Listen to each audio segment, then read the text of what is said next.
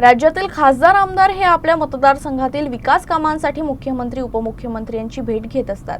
उपमुख्यमंत्री एकनाथ शिंदे यांनाही काही खासदार भेटले असतील।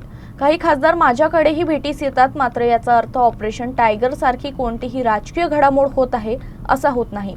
एकत्र बसून चर्चा करणे ही राज्यातील लोकशाही परंपरा असून यामागे राजकीय हेतू शोधणे योग्य नाही, असं स्पष्ट मत महसूल मंत्री चंद्रशेखर बावनकुळे यांनी व्यक्त केलं। ते अमरावती इथं बोलत होते। जेवढी सर्वांचीच आहे, मुख्यमंत्र्याकडे आहे, एकनाथजीकडे आहे, आमच्याकडे आहे, शिवसेनेचे मंत्री उदय सामंतजी सर्वांकडेच आहे।